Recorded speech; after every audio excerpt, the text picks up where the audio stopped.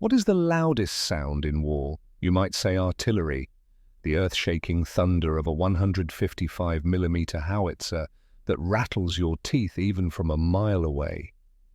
Or perhaps the scream of a diving Stuka, that mechanical whale designed to freeze men where they stand. Maybe the crack of a rifle shot that ends a life before the sound even registers. You would be wrong. The loudest sound in war is silence, the specific kind of silence that falls when a radio goes dead. When a voice you knew, a voice that was just there, asking for help, asking for you, suddenly stops. That silence is a weight. It presses on your chest. It fills your ears with a ringing that never quite goes away. It is the sound of too late.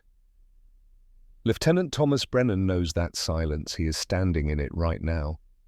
Northern France, November 18th, 1944, 0 degrees Celsius.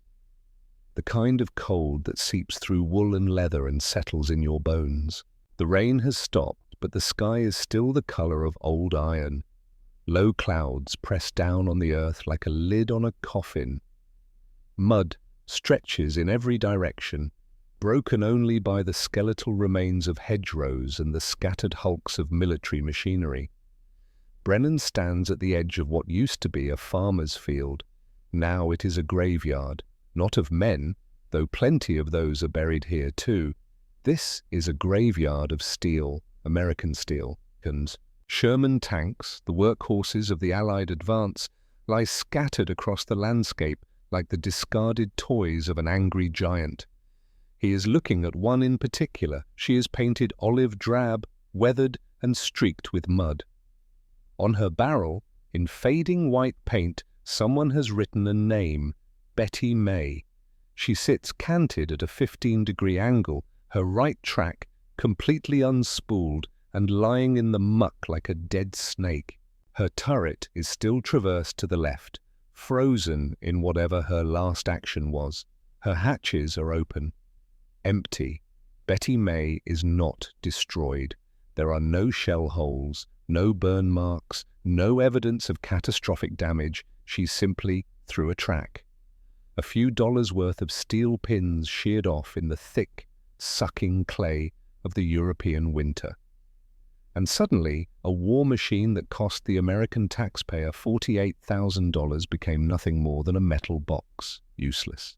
Brennan hates that word. He holds a thermite grenade in his right hand. Standard issue, white phosphorus core, burns at 4,000 degrees Fahrenheit. Hot enough to melt steel, hot enough to ensure that when the German salvage teams arrive, all they will find is a puddle of molten metal and rubber. His orders are clear. If you cannot recover it, you destroy it. Deny the enemy any possible use of American equipment. Burn it. Move on. His hand is shaking, not from the cold. The silence is broken by footsteps, heavy boots sucking through the mud. Brennan does not turn. He knows who it is. Still here, sir? Corporal Marcus Dalton, 28 years old, lean and hard, built like a crowbar. His face is all sharp angles, shadowed by 3 days of stubble. He is wearing a wool coat over his fatigues, both stained black with grease and oil. His hands are the hands of a mechanic, permanently discolored, the kind of stains that soap cannot touch. His left hand is wrapped in a fresh bandage, the gauze already spotted with blood. Dalton does not salute. They are too close to the line for that. Snipers look for officers. Salutes are death sentences. Brennan finally speaks. His voice is flat, empty. Can't do it. Dalton shifts his weight. He pulls a cigar from his pocket, unlit, chewed at one end. He rolls it between his fingers. Orders are orders. I know. Captain Hayes is going to be pissed. I know. Silence settles again. Dalton does not push. That is why Brennan keeps him close. Dalton understands when to talk and when to shut up, but Brennan is not here. Not really. He is somewhere else. 6 months ago, May 1944, same mud, different field. The flashback hits him like a fist. He is 25 yards from a Sherman, not Betty May. A different one. This one has taken a direct hit to the suspension. The crew is trapped inside. The engine is still running, belching black smoke. He can hear voices over the radio, panicked, screaming, and one voice, younger than the rest, trying to stay calm. "Tom, it's Billy. I can't feel my legs. Tom, I can't." William, his brother, 19 years old, barely old enough to shave, gunner on a Sherman crew that was supposed to stay in the rear, support fire only, but the line collapsed, the Germans pushed, and Billy's tank got hit. Brennan is driving an M19 Diamond T, a recovery truck, not armored, not fast, but it is all he has. He guns the engine, the M19 lurches forward, the mud grabs the tires, the truck bogs down immediately, the wheels spin, dig deeper, the engine screams, steam pours from the hood as the radiator overheats. He is stuck. 25 yards from his brother, might as well be 25 miles. He can still hear William's voice getting weaker. "Tom, I'm cold. Tom." And then nothing.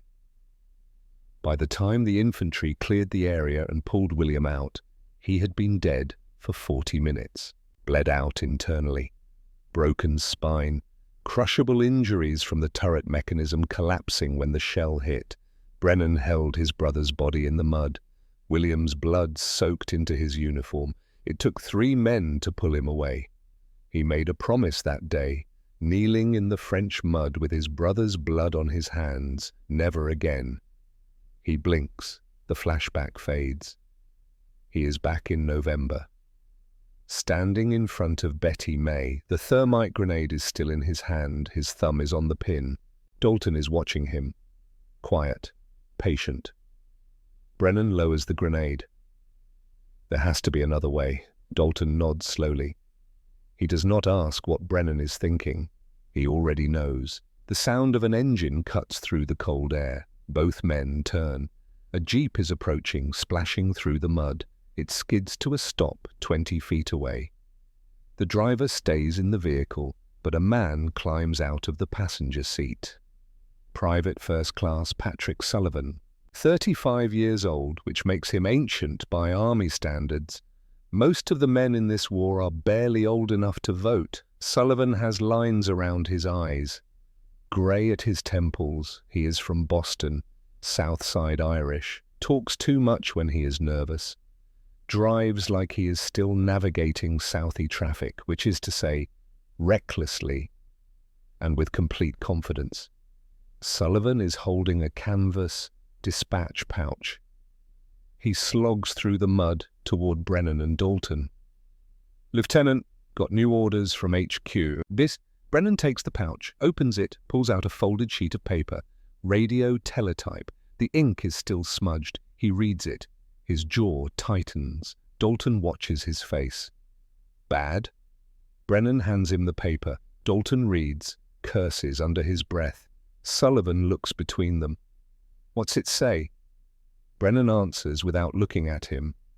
17 Shermans, all disabled within an 8-mile radius, all stuck in the mud, crews evacuated. Orders are to recover or destroy within 24 hours. Sullivan lets out a low whistle. 17? Christ! Dalton crumples the paper, tosses it into the mud. "And how many Me-19s do we have operational?" Brennan's voice is bitter. 4. "And every one of them will bog down just like we did this morning." This morning, that is when they tried to recover Betty May. Dalton was driving the M19, Brennan was on the winch, Sullivan was spotting. It should have been simple. Hook the cable, engage the winch, pull the Sherman out, drive it to the repair depot. Done. Except the M19 could not do it. The truck's tires are too narrow, designed for paved roads, not French swampland. The moment Dalton tried to pull, the M19's rear wheels dug into the mud. The engine screamed, the transmission howled. The winch cable went taut, vibrating like a guitar string. For a moment, It looked like it might work. The cable groaned. The Sherman shifted just an inch, and then the cable snapped. Not the Sherman's tow hook, not the M19's winch mount, the cable itself. 1,200 pounds of braided steel whipped through the air. It missed Sullivan's head by less than 2 feet, carved a gash in the M19's hood deep enough to see the engine block. Dalton cut the engine, sat there in the driver's seat, knuckles white on the steering wheel. The radiator hissed. Steam poured out. The engine was cooked, overheated, cracked block.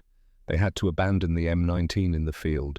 Now they have 3 trucks left, 17 tanks to recover, and a 24-hour deadline. Brennan looks at the sky. The clouds are getting darker. More rain coming. The mud will get worse. The suction will increase. Every hour that passes, those Shermans sink deeper. He turns to Sullivan. "Where's Captain Hayes?" "Battalion HQ, 3 miles back." "Get me there." They climb into the jeep. Sullivan drives. Dalton rides shotgun. Brennan sits in the back staring at nothing. The jeep bounces and slides along what used to be a road. Now it is just 2 ruts filled with water. The ride takes 15 minutes. 15 minutes of cold wind and engine noise and silence. Battalion HQ is a commandeered farmhouse. The walls are pockmarked with bullet holes. The windows are covered with canvas. Smoke rises from a chimney. Inside it smells like wet wool, coffee, and diesel fuel. Captain Richard Hayes is standing over a map table. He is 42 years old, West Point, career officer, perfectly pressed uniform despite the mud outside. He believes in regulations the way some men believe in God. Brennan salutes. Hayes returns it without looking up. "Lieutenant, report." "Sir, I need to discuss the recovery orders." "Nothing to discuss. You have your orders." Brennan steps closer to the table. "Sir, the M19S cannot do the job. We lost one this morning trying to pull a single Sherman. The physics do not work. 30 tons of dead weight in suction mud requires more pulling force than the M19 can generate." Hayes finally looks at him. "Then you destroy the vehicles you cannot recover. Field Manual 21-305 is very clear on this point. Sir, that is $600,000 of equipment, 18 tanks. We are burning tanks that are not even damaged. We are handing victories to the Germans without them firing a shot." Hayes's voice hardens. "You think I do not know that, Lieutenant? You think I want to burn American steel? But I have orders from division. Patton is screaming for armor support. He cannot wait a week for replacements to come across the Atlantic. Either we recover these tanks in 24 hours, or we deny them to the enemy. Those are the only 2 options." Brennan does not back down. "There is a third option, which is, we build something that can pull them out." Hayes stares at him. For a long moment, the room is silent except for the hiss of a kerosene heater in the corner. "Build? Lieutenant, we are not a manufacturing facility. We are a combat unit. We have machine shops, we have welders, we have scrap yards full of wrecked equipment. You are suggesting unauthorized modification of military vehicles. I am suggesting we do what we have to do to save American lives and American equipment." Hayes's expression does not change.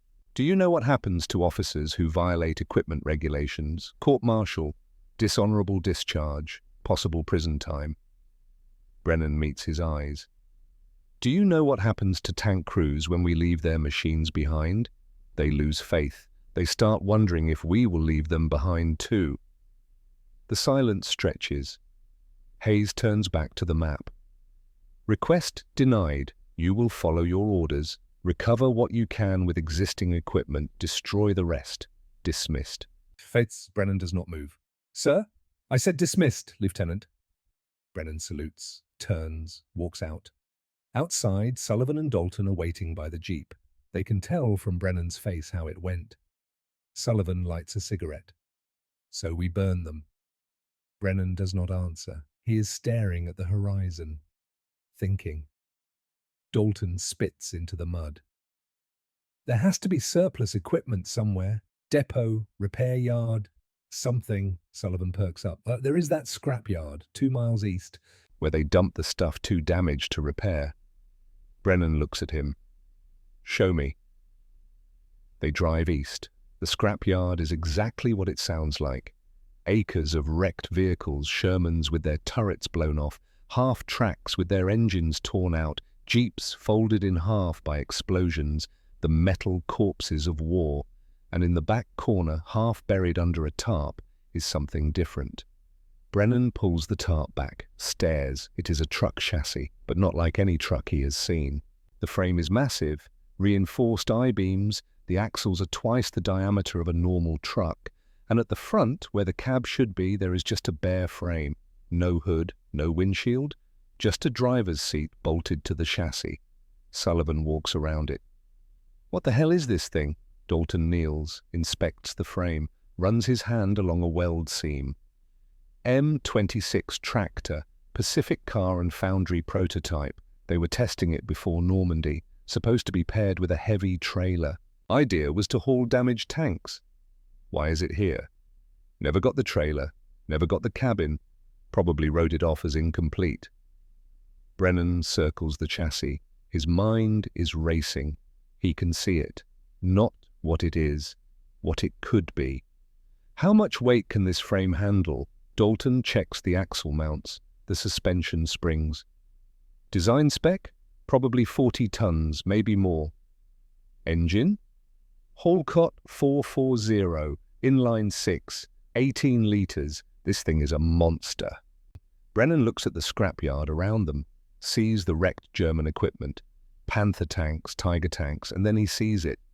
Exactly what he needs. A Panther tank, burned out, but the final drive is intact, and the chains, heavy steel chains that connect the drive sprocket to the road wheels, thick as a man's wrist. He points.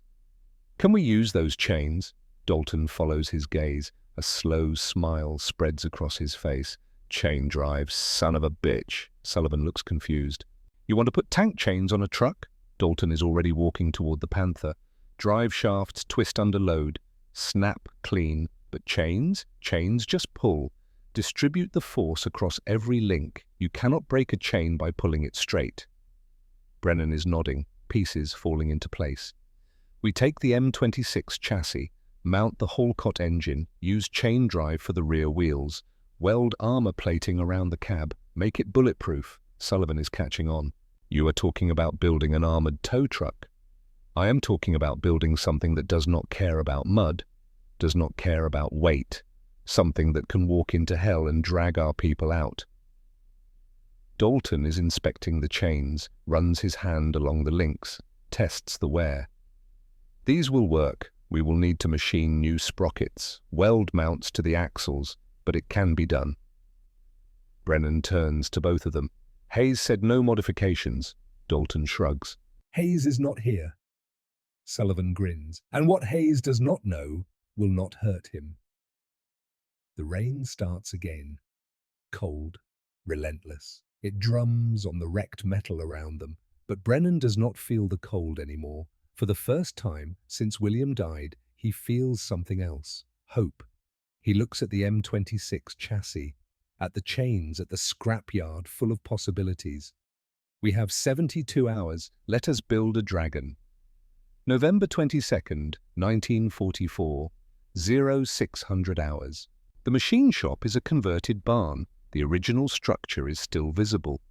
Wooden beams overhead, worn smooth by 100 years of French weather. But now the floor is concrete, the walls are reinforced with sandbags, and instead of livestock, the barn houses lathes, drill presses, welding stations, and the organized chaos of military repair operations. The air smells like burnt metal and cutting oil, ozone from the arc welders, grease thick enough to coat the back of your throat. And underneath it all, the perpetual dampness of November in France. Brennan stands in front of the M26 chassis. They towed it here last night.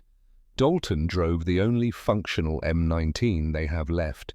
Sullivan followed in the Jeep. It took 3 hours. The chassis weighs 8 tons empty.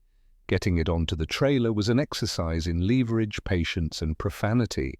Now it sits in the center of the barn, lit by work lights strung from the rafters. The bare frame looks primitive, almost skeletal, just steel and potential. Dalton is underneath it, inspecting the suspension mounts with a flashlight. His voice echoes off the concrete. Front suspension is solid, leaf springs are good, but the rear walking beam is cracked, hairline fracture. It will snap the first time we put serious load on it. Brennan crouches down. Can you weld it? I can try, but welding a crack is temporary. Heat stress will make it worse. We need a replacement. Sullivan is standing by the workbench, drinking coffee from a dented tin cup. He has been awake for 26 hours straight. His eyes are red. His hands shake slightly from too much caffeine and not enough sleep. Where do we get a replacement walking beam? Dalton slides out from under the chassis. His face is smudged with grease. We build one, or we find one. Brennan walks to the barn doors, pushes them open. The scrapyard stretches out in front of him. Acres of wrecked equipment. American, British, German, the debris of nations. He turns back to Dalton. Find one. Dalton grabs his coat. Come on, Sully, let us go shopping. They disappear into the scrapyard. Brennan stays behind. He circles the M26 chassis slowly. His mind is working through the problem, not just the mechanical problems, the physics. A Sherman tank weighs 30 tons. When it sinks into mud, suction creates additional resistance. For every hour that passes, the suction force increases. The French clay is not like sand or dirt. It is dense, wet. It forms a seal around the tank's hull. Breaking that seal requires more than just pulling force. It requires sustained torque. The M19 failed because it could not maintain that torque. The engine overheated, the drive shaft twisted. The whole system was designed for roads, not battlefields. But chains are different. Brennan has seen how chains work on tanks. The Shermans use them.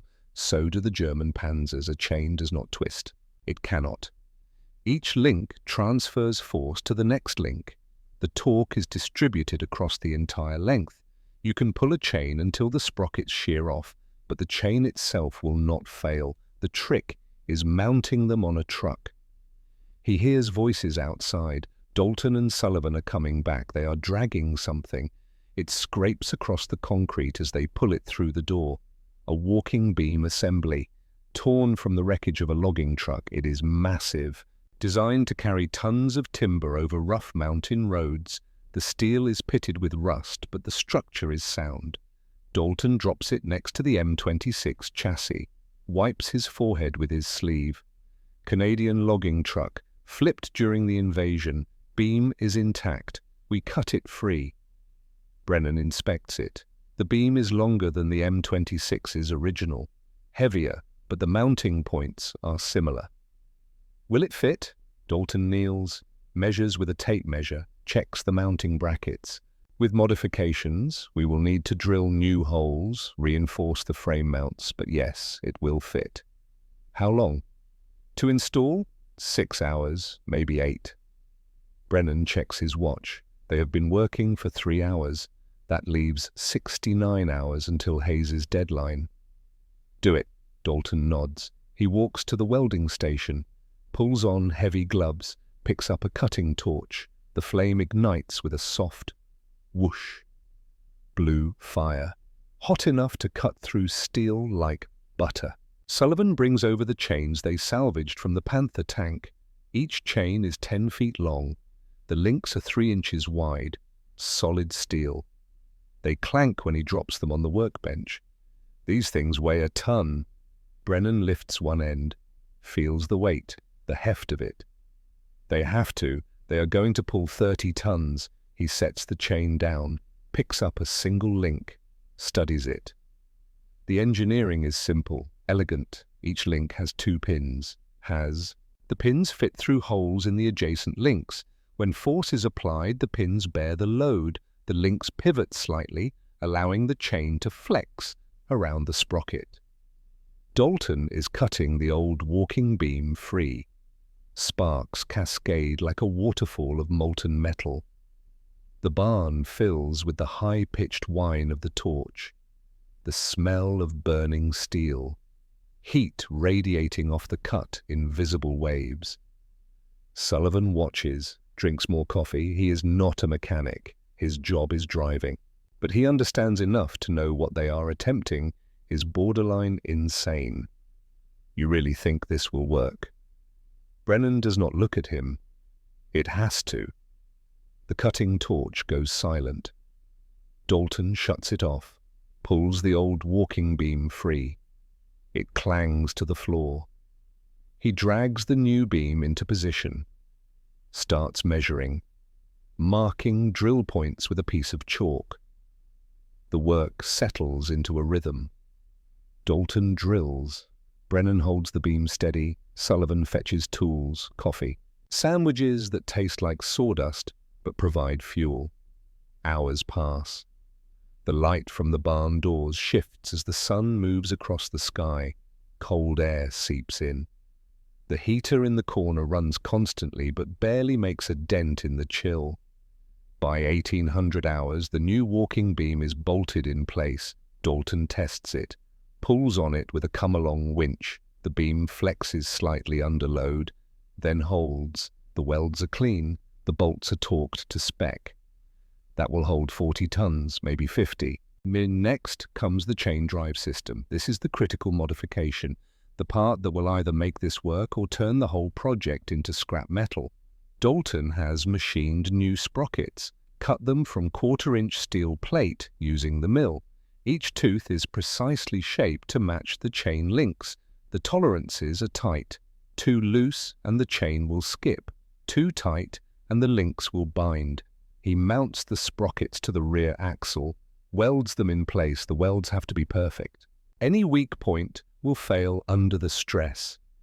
Brennan watches. He has welded before, but Dalton is an artist. Each bead is uniform, smooth, no slag, no porosity, just pure fusion of metal. Sullivan is working on the engine. The Holcott 440 is already mounted, but it needs tuning. The carburetor is gummed up. The spark plugs are fouled. He cleans them methodically, gaps them with a feeler gauge, reinstalls them. Fire it up. Brennan climbs into the driver's seat, turns the key. The starter motor grinds. Once, twice, the engine catches. It does not roar. It bellows, a deep, guttural sound that vibrates through the frame. 18 liters of displacement. 6 cylinders firing in sequence. The exhaust note is uneven, lumpy. The sound of massive torque at low RPM. Dalton grins. That is an angry engine. Brennan lets it idle, watches the oil pressure gauge climb, listens to the sound. There is a slight tick from the valvetrain, nothing serious. Just the sound of an engine that has been sitting too long. He shuts it down, climbs out. Mount the chains. This is the moment of truth. They lift the first chain into position. It weighs over 200 pounds, takes all 3 of them to maneuver it. They drape it over the rear sprocket, let it hang down to the ground. Dalton adjusts the tension. The chain needs to be tight enough to transfer power, but loose enough to flex as the suspension moves. Too tight, and it will bind. Too loose, and it will skip teeth and shred itself. He makes the adjustment, steps back, checks the alignment. Try it. Brennan climbs back into the seat, engages the clutch, shifts into first gear, lets the clutch out slowly. The engine bogs, the chains go taut, and the M26 lurches forward. The sound is immediate, distinctive, a rhythmic clank, clank, clank as the chain links pass over the sprocket teeth, metallic, mechanical, loud. Sullivan covers his ears. Jesus, that thing sings. Brennan drives the M26 forward 20 feet, stops, reverses, The chains sing in both directions. The sound is almost musical, a percussion instrument made of steel. He shuts it down, climbs out, inspects the chains. No damage, no stretched links. The sprockets are unmarked. Dalton is nodding. Chain drive works. Now we need to test it under load. They spend the next 2 hours building a test weight. They weld together scrap steel, plates, beams, chunks of armor plating from destroyed tanks. When they are finished, they have a sled that weighs 35 tons, slightly heavier than a Sherman. They drag it outside, position it in the mud, attach tow cables to the M26. November 23rd, 0400 hours. The test happens before dawn. The sky is black. The work lights cast harsh shadows across the mud. The air is bitter cold, below freezing. Brennan's breath comes out in clouds. He climbs into the driver's seat. Dalton and Sullivan stand clear. Brennan starts the engine, lets it warm up. The temperature gauge climbs slowly. The oil pressure stabilizes. He shifts into low gear, lets the clutch out. The chains bite. The M26's rear tires dig into the mud. For a moment, nothing happens. The weight is immense. The mud is thick. The engine strains, and then the sled moves. Just an inch, then another. The chains are singing. The engine is roaring. The whole truck is shaking, but the sled is moving. Brennan gives it more throttle. The M26 crawls forward, slow, inexorable. The chains clank, clank, clank in perfect rhythm. He pulls the sled 50 feet, then 100. The mud is 4 feet deep in places. The M26 does not care. The massive tires, spread wide, distribute the weight. The walking beam suspension flexes and absorbs the uneven terrain, and the chains just keep pulling. Brennan stops, shuts down the engine, climbs out. Dalton is grinning like a kid on Christmas morning. It works. It actually works. Sullivan is shaking his head in disbelief. I will be damned. But Brennan is not celebrating. He is walking around the M26, inspecting every weld, every bolt, every link of chain, looking for failure points. He finds one. The right rear chain is vibrating, not much, just a slight tremor, but it is there. He kneels, runs his hand along the chain, feels the vibration through his glove. Dalton, look at this. Dalton kneels beside him, touches the chain. His smile fades. Harmonic vibration. The chain is resonating at a specific frequency. What causes that? Imbalance. Probably the sprocket. If one tooth is slightly off, it creates a pulse every rotation. Small pulse, but at speed, those pulses add up, will create resonance.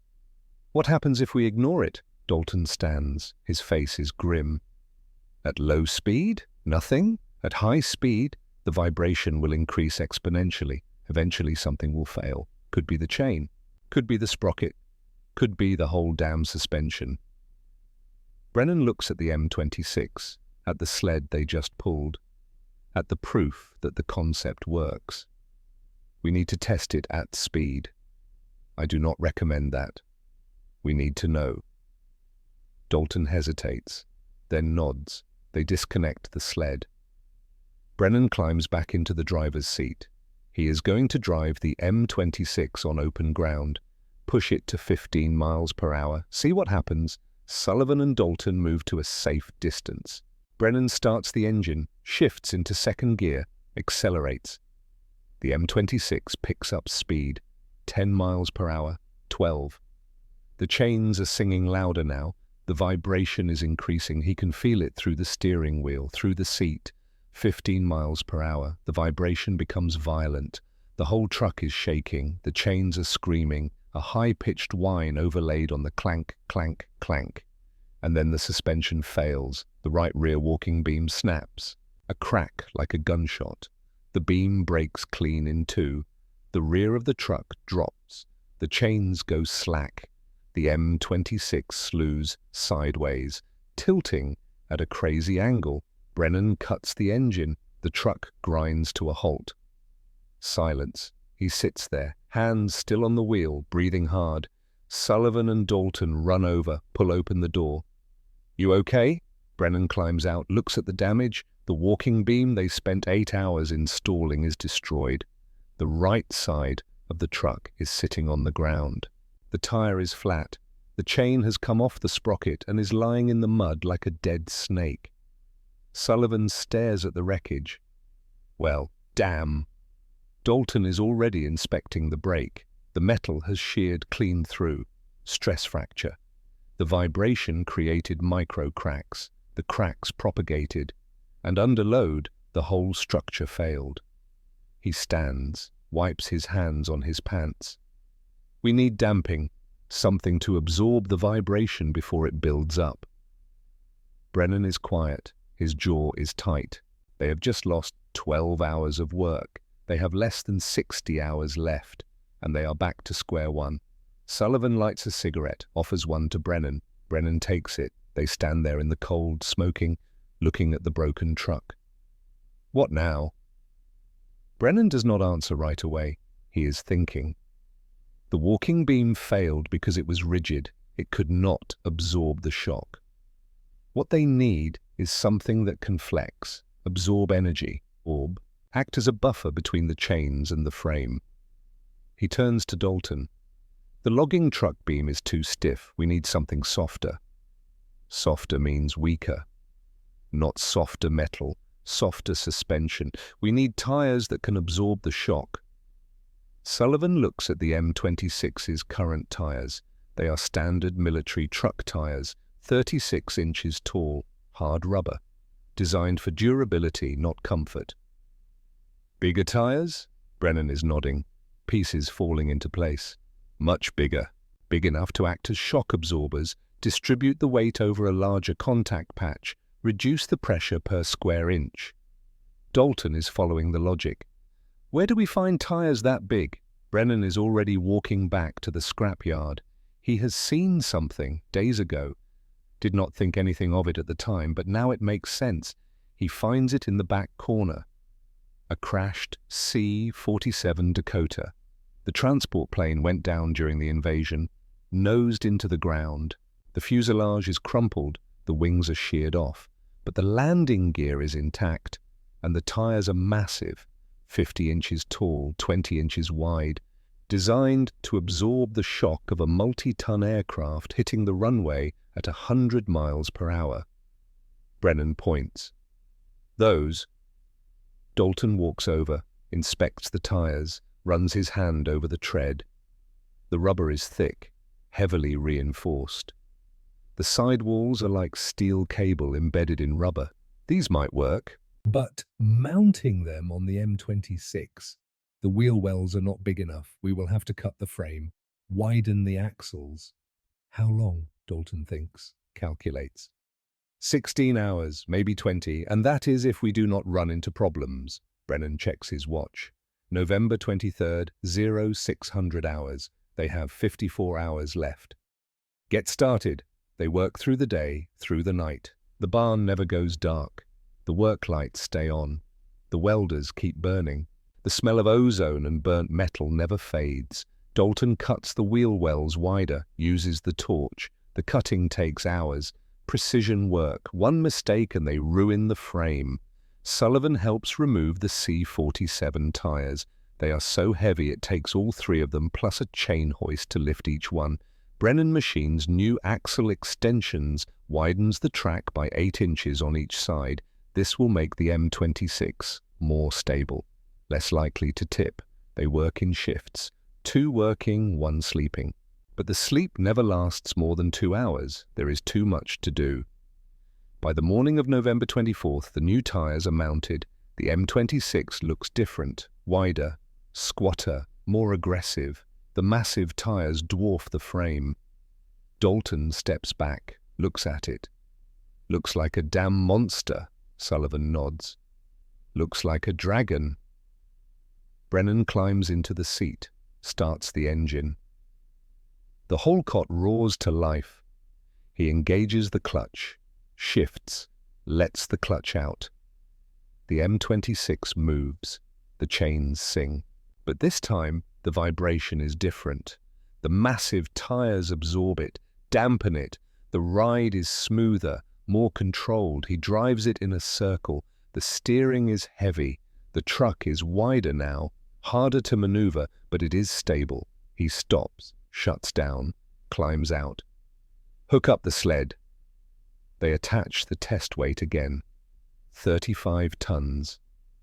Brennan takes a breath. This is the moment. If this fails, they have no backup plan. He starts the engine, shifts into low, lets the clutch out. The chains bite. The engine roars. The M26 digs in, and the sled moves. Smooth, steady.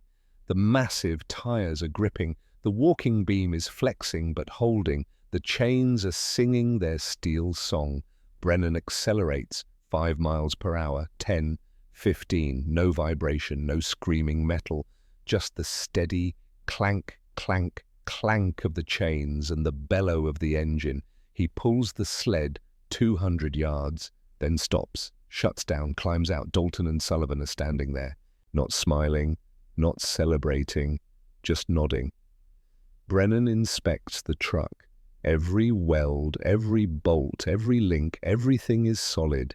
He turns to the other two. We have a dragon. November 24th, 1944. 1600 hours. The sun is already low on the horizon. Winter in France means short days, long nights. The light is failing. Shadows stretch across the muddy yard where the M26 sits. Steam rises from the engine. It has been running for the last 20 minutes, a final shakedown. Making sure every system works, every bolt is tight, every weld is solid. Brennan cuts the engine. Silence settles, just the ticking of hot metal cooling. The wind moving through the bare trees. He climbs out. His knees ache. His back is stiff. 72 hours with maybe 10 hours of sleep total. His hands are blistered from wrenches. His eyes burn from welding flash. But the M26 is finished. Almost. Dalton is standing at the workbench. He has a pile of steel plates in front of him.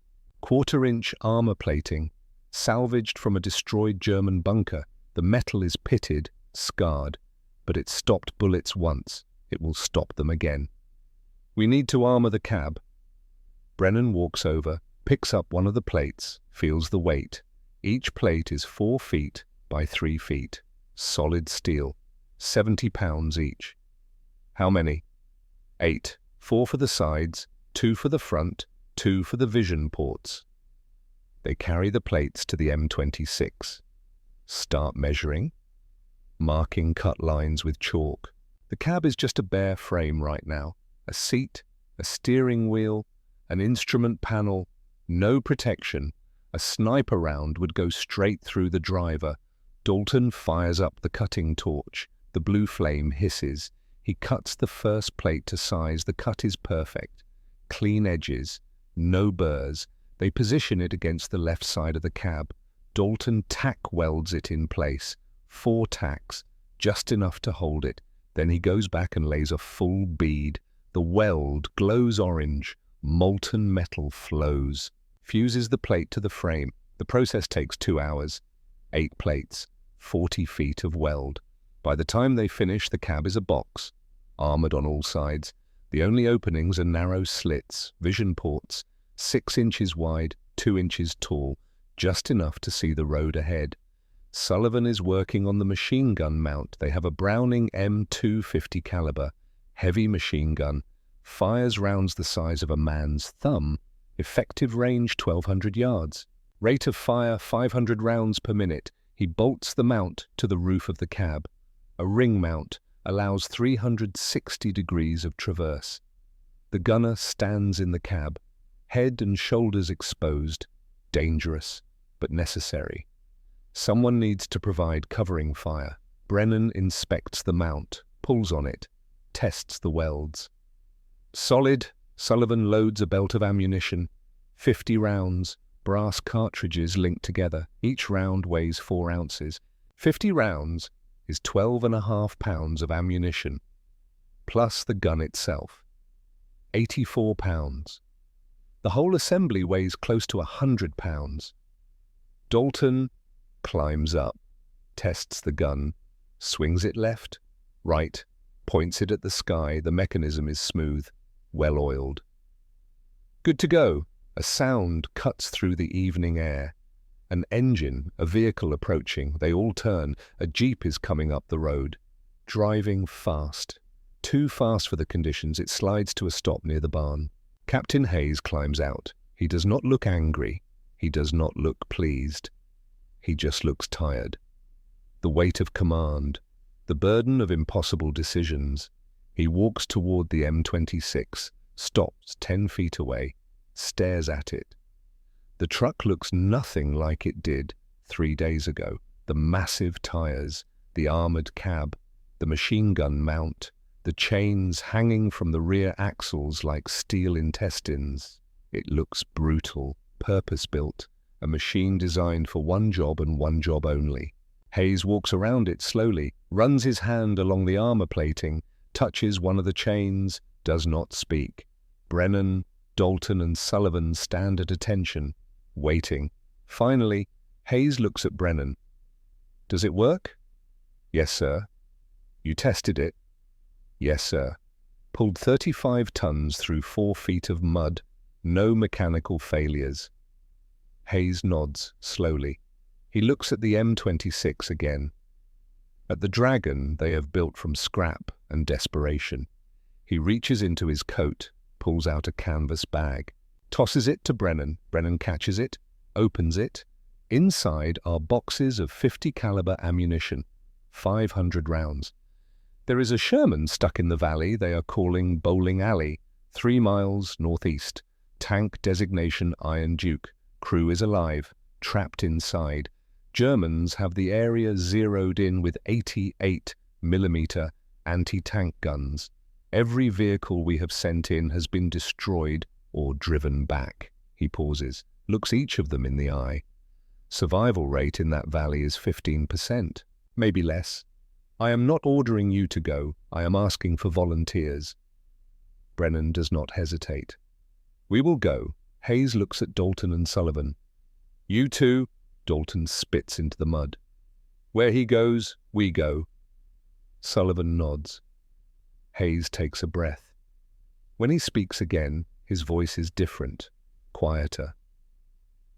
If you pull this off, I am calling Washington tonight. We will build 50 of these things, maybe 100. But if you do not come back, he does not finish the sentence. Does not need to. He turns, walks back to his jeep, stops, looks back. Godspeed, gentlemen. The jeep drives away, leaves them standing there in the fading light. Sullivan breaks the silence. 15% survival rate. Those are terrible odds. Dalton loads ammunition into the 50 caliber. Does not look up. Better than 0. Brennan walks to the barn, comes back with a map, spreads it on the hood of the M26, clicks on a flashlight. The 3 of them huddle around it. The map shows the valley. Bowling Alley. It is a straight stretch of open ground, half a mile long, 200 yards wide, hills on both sides. The German 88s are positioned on the hills, overlapping fields of fire. Anything that enters the valley is a target. Iron Duke is marked with a red X. Dead center. 600 yards from the Allied lines, might as well be 600 miles. Brennan traces the route with his finger. We approach from the west. Stay in the low ground as long as possible. Once we enter the valley, we will be exposed. No cover. We button up the cab. Dalton, you are on the gun, suppressing fire on the German positions. Keep their heads down. How long to hook up Iron Duke and pull her out? 5 minutes if everything goes right. 15 if it does not. Sullivan does the math in his head. 15 minutes under direct fire from 88s in an unproven vehicle at night. Brennan folds the map. We leave at 400. Full dark, no lights. Button up before we reach the valley. He looks at both of them. Get some sleep. We roll in 6 hours. But none of them sleep. Sullivan sits in the barn, writes a letter to his wife. Kathleen. The letter is short, simple. He tells her he loves her, tells her to take care of the baby, does not tell her where he is going or what he is about to do. He folds the letter, puts it in his pocket. If he does not come back, someone will mail it. Dalton sharpens his knife, a trench knife, brass knuckles for a handle, 6-inch blade. He has carried it since North Africa, never used it, hopes he never has to, but he sharpens it anyway. The rhythmic scrape of steel on wet stone, meditative. Brennan sits in the driver's seat of the M26, hands on the wheel, eyes closed. He is not praying. He stopped praying the day William died. But he is thinking about his brother, about the promise he made, about the men trapped in Iron Duke, waiting, hoping. He opens his eyes, looks at the dog tags hanging from the rearview mirror, his own tags, and William's. He put them there 3 days ago. A reminder, never again. November 25th, 1944. 0400 hours. The temperature is 5 degrees below 0 Celsius. 23 Fahrenheit. The kind of cold that gets into your lungs, makes every breath hurt. The M26 sits in the darkness. Engine idling, exhaust vapor hangs in the air like fog. Brennan is in the driver's seat. Dalton is standing in the gun ring. 50 cal loaded and ready. Sullivan is in the passenger seat. Navigator. Brennan shifts into first gear, lets the clutch out. The M26 rolls forward. The chains sing their steel song. Clank, clank, clank. The sound echoes off the buildings, loud in the pre-dawn quiet. They drive through the destroyed village, past the burned-out church, past the rubble that used to be homes. The headlights are off. Brennan is driving by moonlight, by memory, by instinct.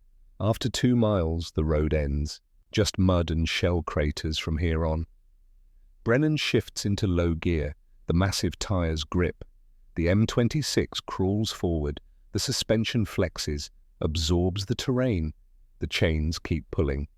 Sullivan is navigating with a compass and the map. He calls out directions. Brennan adjusts course. They are moving through the darkness like a ship in a storm. Slow, careful. At 0530, they reach the edge of Bowling Alley. Brennan stops, cuts the engine, silence. In the distance, maybe 600 yards away, they can see the silhouette of Iron Duke. The tank is canted to one side, sitting in what looks like a crater, motionless. Sullivan raises binoculars, scans the hills. I count 3 German positions, North Hill, 2 o'clock and 10 o'clock. All have clear lines of fire into the valley. Dalton racks the charging handle on the 50 caliber. The metallic clack is loud in the silence. They are going to light us up the second we move. Brennan looks at the sky. Still dark. Maybe 30 minutes until dawn. He makes a decision. We go now, while it is still dark. Dalton, you start firing the moment we enter the valley. Do not stop. I do not care if you hit anything. Just make them keep their heads down. He reaches up, pulls the armored shutters closed over the windshield. The world disappears. Only the narrow vision slits remain. 6 inches of visibility, like looking through a mailbox. Sullivan swallows hard. The cabin is suddenly smaller, darker. The claustrophobia is immediate. Brennan starts the engine. The Hallcott roars. 18 liters of fury. He shifts into gear. Here we go. The M26 rolls into Bowling Alley. Immediately the German guns open fire. The first 88mm shell screams overhead, misses by 20 yards. The explosion lights up the valley, shows the M26 silhouetted against the flash. The second shell is closer, lands 10 yards to the left. Shrapnel peppers the armor, pings off like hail. Dalton opens up with the 50 caliber. The gun thunders, thump, thump, thump. Tracers arc across the valley, red streaks in the darkness. He walks the fire across the German positions. does not aim for anything specific, just sends lead downrange. Suppression fire. Brennan fights the steering wheel. The mud is deep, deeper than anything they tested. 5 feet in places. The M26 is sinking. The massive tires are churning, throwing mud 20 feet in the air. But the chains are biting. The walking beam is flexing. They are moving 3 miles per hour, slow as a man walking, but moving. Another 88mm shell, this one close. The concussion rocks the truck. The armor plates vibrate, but they hold. Sullivan is pressed against the side of the cab, eyes wide, breathing fast. He is not a combat soldier. He is a driver. This is not his fight. But he is here anyway. Brennan cannot see much through the vision slit, just mud, darkness, the occasional flash of an explosion. He is driving by feel, the vibration of the engine, the resistance of the mud, the angle of the truck. 200 yards. They have covered 200 yards, 400 to go. Dalton is still firing. The barrel of the 50 cal is glowing red, heat shimmer rising from it. He has burned through 200 rounds. The brass casings are piling up in the cab, rolling around on the floor. Another shell. Direct hit on the hood. The explosion is blinding, deafening. The truck rocks. The engine coughs, stumbles, but keeps running. Brennan checks the gauges. Oil pressure good, temperature climbing but not critical. They are still in the fight. 300 yards. The sun is starting to rise. The eastern horizon is turning grey. Visibility is improving, which means the German gunners can see them better. A mortar round lands 15 yards ahead. Then another. They are walking the fire toward the M26, trying to zero in. Dalton shifts his fire. Targets the mortar positions. The 50 cal hammers. Tracers pour into the hillside. He cannot see if he is hitting anything. Does not matter. Just needs to make them duck. 400 yards. They can see Iron Duke clearly now. The tank is nose down in a massive crater. Must be 10 feet deep. The turret is traversed to the right. The gun barrel is pointed at nothing. The crew hatches are closed. Brennan keys the radio. Iron Duke, this is Recovery 1. We are coming in. Pop smoke so we know you are alive. Static. Then a voice. Young. Terrified. Recovery 1, this is Iron Duke. We see you. Oh God, we see you popping smoke now. A hatch opens on the tank. A hand reaches out. Tosses a smoke grenade. Purple smoke billows. Marks the position. 50 yards. An 88mm shell hits the right rear tire. The massive tire explodes. Rubber shreds. The M26 lurches, drops 6 inches on that side. But the walking beam compensates. The truck stays upright, keeps moving. Brennan can feel the loss of the tire. The steering is pulling hard to the right. He compensates, muscles burning, fighting the wheel. 25 yards. Dalton has stopped firing. The gun is empty. He drops down into the cab, grabs a fresh belt of ammo, starts reloading. His hands are blistered from the heat of the gun. The skin on his palms is peeling, but he does not slow down. 10 yards. Brennan stops the M26, positioned directly behind Iron Duke. He kills the engine. Looks at Sullivan. Hook her up. Sullivan's face is white. His hands are shaking, but he nods, opens the door, jumps out into the mud. Immediately, machine gun fire rips across the ground. German MG-42, 1,200 rounds per minute. The sound is like tearing canvas. Bullets zip past Sullivan. He throws himself flat, crawls toward Iron Duke. Dalton climbs back up to the gun ring. Reloaded, he spots the MG-42, swings the 50 caliber, fires. The heavier American gun overpowers the German position, forces them to cease fire. Sullivan reaches Iron Duke. The tow cables are heavy, thick steel. He drags them through the mud. His lungs are screaming, his arms are burning, but he gets the cables to the tank's tow hooks, shackles them in place. Another mortar round lands 5 yards away. The explosion throws mud over Sullivan. He is covered head to toe, but he is still moving. He gives Brennan a thumbs up, runs back to the M26, climbs in. Brennan starts the engine, does not wait for Sullivan to close the door, shifts into reverse, lets the clutch out. The chains bite. The engine roars. The temperature gauge spikes into the red.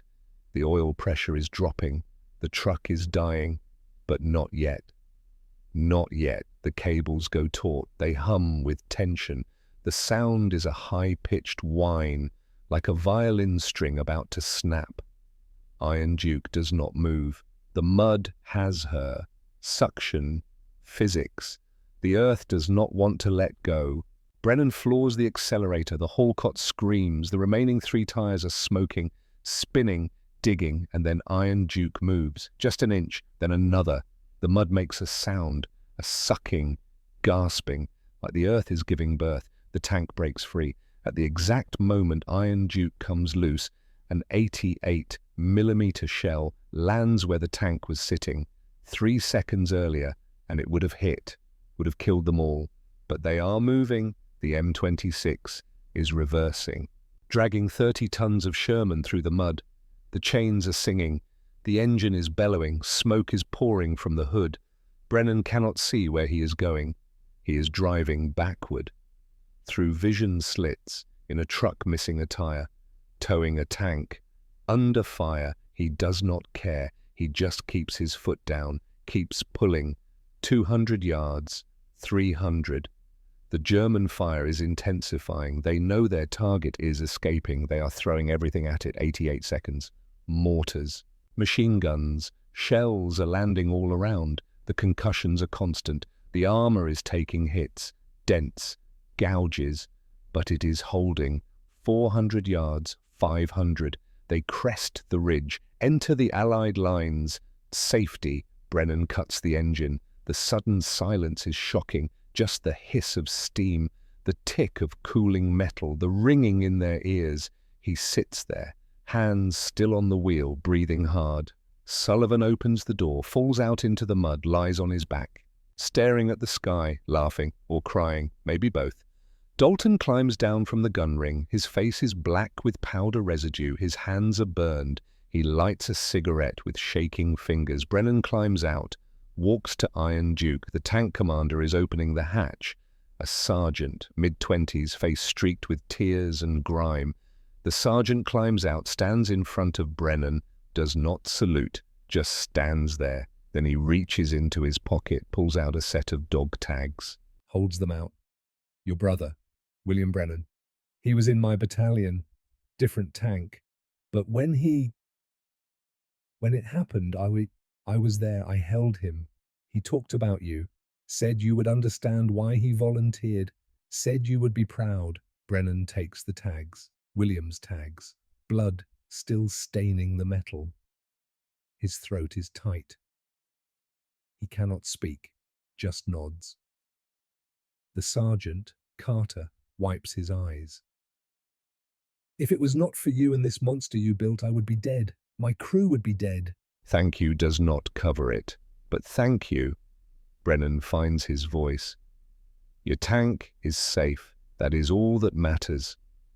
Carter looks at the M26, at the destroyed tire, the dented armor, the smoking engine. What do you call this thing? Dalton answers. The Dragon. Carter nods. The Dragon saved us. I will remember that. An hour later, Captain Hayes arrives. He does not smile, does not congratulate them. He walks around the M26, inspects the damage, counts the hits. 47 bullet impacts, 7 shell fragments, 1 destroyed tire, transmission cooked, engine barely functional. He turns to Brennan. I am calling Washington. We are building more, as many as they can make. He walks to his jeep, stops, looks back. Well done. Then he is gone. Brennan, Dalton, and Sullivan sit on the ground next to the M26. They do not speak, just sit there. Exhausted, alive. Sullivan pulls out the letter to his wife, tears it up. He will write a new one, a different one. Dalton finishes his cigarette, flicks it into the mud. Brennan holds William's dog tags, hangs them next to his own on the mirror of the dragon. The war is not over, but today they won. 74 years later, Aberdeen Proving Ground Museum, Maryland, United States. A crowd has gathered. Veterans, families, historians, they are here for a ceremony. The restoration of an M26 Dragon Wagon, one of the few that survived the war. The truck sits under spotlights. Fully restored, the olive drab paint is fresh, the white star is crisp, the chains gleam. An old man stands at the front of the crowd, 92 years old, walks with a cane, World War II veteran cap on his head. The museum director gives a signal. A mechanic climbs into the cab, turns the key. The Hallcott engine fires, that same deep bellow, 18 liters of history. The chains start to move. Clank, clank, clank. The sound is unmistakable. The old man straightens. Tears stream down his face. For a moment, the wrinkles disappear. The cane is forgotten. He is 25 again, sitting in Iron Duke, listening to salvation approaching. "That sound," he whispers, "that is my heartbeat." 5 men came home from bowling alley on November 25, 1944. Those 5 became fathers to 13 children. Those 13 became parents to 34 grandchildren. Those 34 became parents to 81 great-grandchildren. 143 people alive today because Tom Brennan refused to burn American steel. The loudest sound in war is not artillery. It is the radio crackling back to life. It is the sound of someone saying, "We are coming for you." That sound had 18 cylinders, and it sang in chains.